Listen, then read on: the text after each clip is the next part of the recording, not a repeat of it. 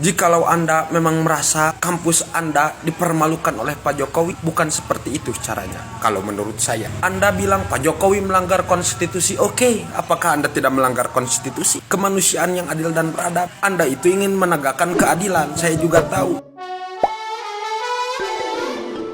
Hola netizen yang tercinta, Presiden Jokowi diberi nominasi sebagai alumnus memalukan oleh BEM UGM. Adanya nominasi itu lantas dianggap vitamin bagi istana. Diketahui nominasi itu diberikan saat acara diskusi publik dan mimbar bebas di utara bundaran UGM. Pada lokasi diskusi terpasang satu banner besar bergambar Jokowi. Dalam banner itu bertulis BMKM UGM present penyerahan nominasi alumnus UGM paling memalukan. Di bawahnya tertulis Mr. Joko Widodo. Dan di pojok bawah terdapat tulisan 2014-2024, 1980-1985. Di banner itu, foto Jokowi diedit sedemikian rupa dengan latar gedung istana dan gedung UGM. Sementara foto Jokowi diedit memakai jas serta mahkota dan memakai jas alma mater UGM serta caping. Ketua BMKM UGM Gilbran Muhammad mengatakan pemberian nominasi ini merupakan wujud kekecewaan karena selama 2 periode kepemimpinan Jokowi masih banyak permasalahan fundamental yang sampai sekarang belum terselesaikan. Padahal menurut Gilbran, Jokowi punya banyak waktu untuk menyelesaikan masalah itu. Dia menilai setidaknya ada beberapa indikator yang membuat Jokowi mendapat nominasi tersebut. Pertama, soal konstitusi. Kemudian dia menyoroti soal indeks demokrasi. Gilbran bilang hari ini indeks demokrasi Indonesia makin merosot karena banyaknya kasus kriminalisasi. Gilbran bahkan tidak ragu menyebut Jokowi sebagai representasi Orde Baru dengan gaya baru. Gilbran juga bicara soal dinasti politik yang saat ini sudah terpampang nyata. Baginya hal itu tidak mencerminkan nilai-nilai UGM. Oleh karena itu, Jokowi pantas disebut sebagai alumnus UGM paling memalukan. Sekretaris UGM, Andi Sandi mengatakan aksi mahasiswa tersebut masih dalam koridor. Pihak kampus juga tidak melarang aksi tersebut. Sandi menambahkan pihak kampus memberikan izin kepada mahasiswa jika ingin melakukan aksi serupa. Hanya saja pihak UGM tetap memberikan imbauan agar aksi-aksi tersebut tetap memenuhi peraturan perundang-undangan. Lebih lanjut, pihak UGM siap memfasilitasi jika nantinya ada komunikasi dari pihak Presiden Jokowi dengan mahasiswa. Pasalnya, Sandi melihat ini sebagai proses demokratisasi. Pihak UGM juga memberikan imbauan kepada mahasiswa jika terjadi aksi serupa jelang tahun politik. Jangan sampai aksi dimanfaatkan oleh golongan-golongan tertentu. Koordinator Staf Khusus Presiden Ari Dwi Payana menilai kritikan sudah menjadi hal yang wajar sebab Indonesia merupakan negara demokrasi yang membebaskan warga negaranya berpendapat. Ari juga mengatakan kalau upaya membangun opini di tengah kontestasi pemilu merupakan hal yang wajar. Namun opini itu perlu diperkuat dengan argumentasi fakta dan bukti. Lebih lanjut, Ari mengatakan semua kritik dan pujian yang ada selalu menjadi vitamin bagi pemerintah, khususnya Jokowi untuk meningkatkan kinerjanya. Nah, gimana nih menurut netizen yang maha benar? Silahkan berkomentar ya. Udah terbukti sekarang kalau Pak Jokowi ijazahnya asli lulusan UGM, universitas yang terkenal di Indonesia. Dan buat mahasiswa yang memberi label Pak Jokowi ini alumnus UGM yang memalukan, bagi saya itu masih kurang kritikannya itu. Sekalian aja bikin museum alumnus UGM yang gagal dan memalukan, nggak bisa bekerja sepenuhnya untuk rakyat sebagai presiden. Gitulah kritik itu, jangan setengah hati, oke? Sawangane piye ya? Sok suci.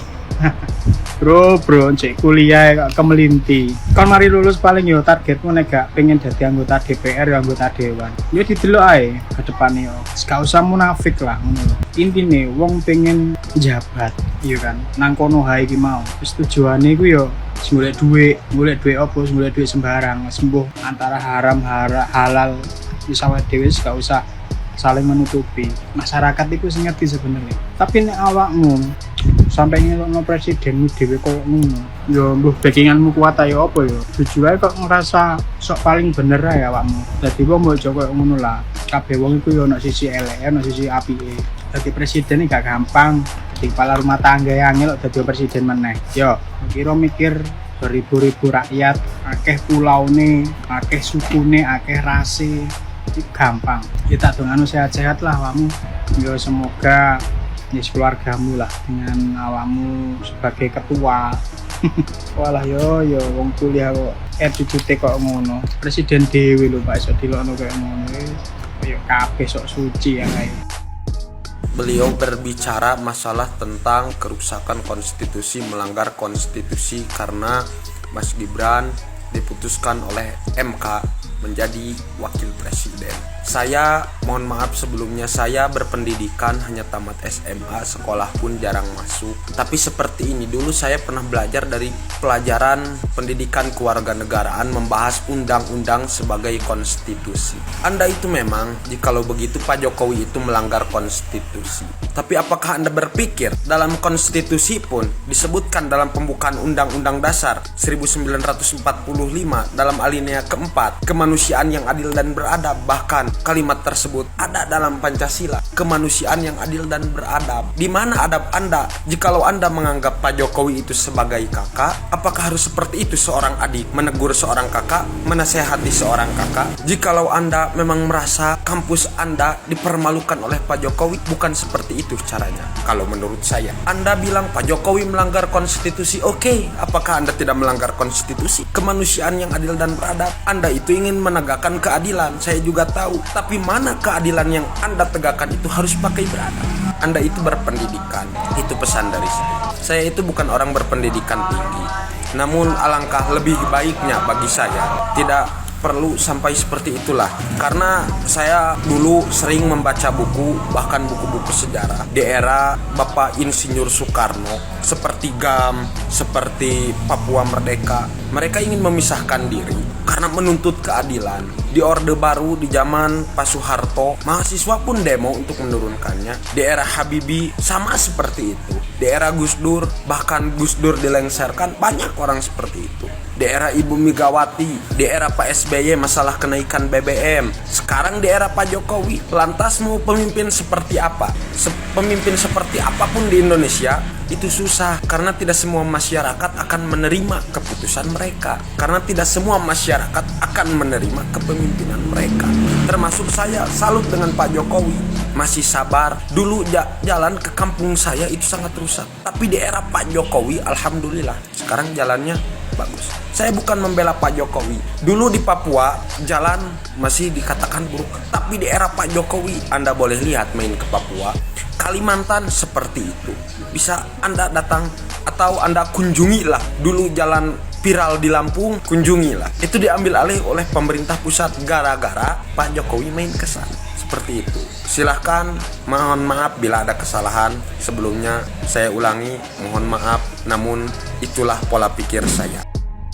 Bocah kemarin sore kok dikulo sopo wani lo presiden wis kau sambas presiden ini wis wani kulo sopo wani lo wong tuwek aku ya posisi sebagai anak misal nih moro ono wong ngilok no bapakku menjijikkan memalukan tak parani ampe aku tak parani amaris mering aku ro nek sing ngilokno bapakku ki cek bocil ya cek bocah kemarin sore kon ro kupingmu ku tak cengkewing ngene tak cengkewing ini kuping ambek kon iku lho sapa wani ngelok-ngelokno bapake wong kon atase kuliah iki biaya ambek wong tuamu kon urip di Jogja ku cek biaya ya ambek wong tuamu iku gak kusaken omong kon ngelok-ngelokno bapake wong wis lali demi masa depanmu sekolah sing pinter ae kon iku gurung ero dunia kerja kaya apa eling rekam jejak lo yo kira-kira sampeyan dunia pekerjaan iki ono gak sing iso menerima orang sing biyene ku tau viral karena dia ku menghina presiden apa maneh aja mentang-mentang bulan dadi ketua sik BEM iki tugasnya apa sih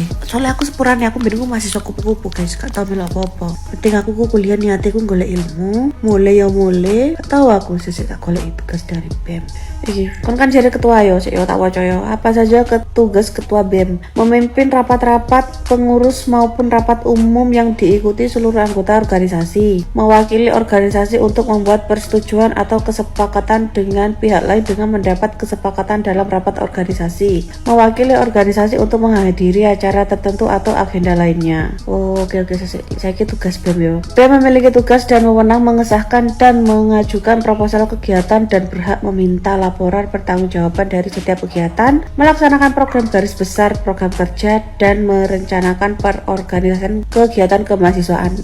Wes iku tok, gak ono menghina presiden. Ndi, gak ono menghina presiden. Wis tah lakonono tugasmu iku. Ae kampus kuliah sing pinter, CIP kayak api, lulus cum laude, ben iso banggakno kedua orang tuamu. Karena menghina orang tua, apalagi statusnya adalah presiden, itu adalah bukan suatu kebanggaan bagi orang tua. Terlalu tak sentil lambe cek lamise kok dek. Terus bareng ngono misal kon ke depan nih, keterima kerja ngono ya, bareng ngono kon diseneni ambek atasanmu. Bareng ngono kan kate ngomong apa dengan atasanmu. Saya mempunyai atasan yang menjijikkan dan memalukan. Aduh, wes kon assalamualaikum, waalaikumsalam le.